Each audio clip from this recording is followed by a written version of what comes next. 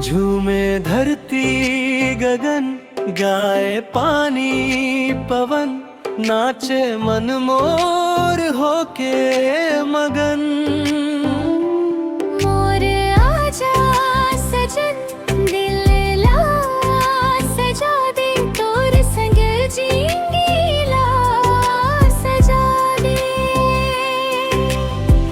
चंदा के चांदनी रात में बिखरे, तोरे सुरता मां मोर नैना बरसे।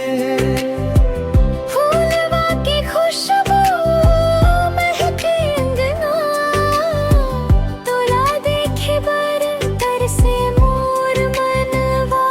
धीरे धीरे आके हाथ मोर थाम ले, मन के बात ला खिले जान ले। तोर मुस्कान मां बस गे मोर संसारा, तोर बिना सूना लागे ये जहां। झूमे धरती गगन, गाए पानी पवन, नाचे मन मोर होके मगन।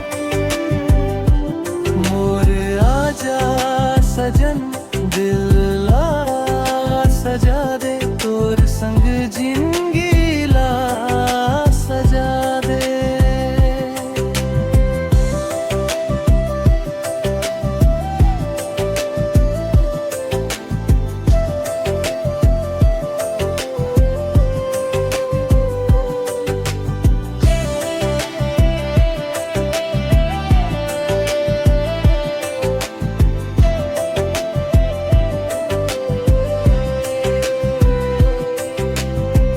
चुनरी उड़ाए जब सावन के हवा, तोरे संग लागे हर सपना नवा। जन्म जरिन के हो जाहि बंदना, तोर में बसे है मोर पूरा सपना। ते हंस देबे तभी हान हो जाही, तोर सुरता मरात गुजर जाही। मोर मन के राजा मोर प्यारा सजन, तोर संग नाचे मोर तन।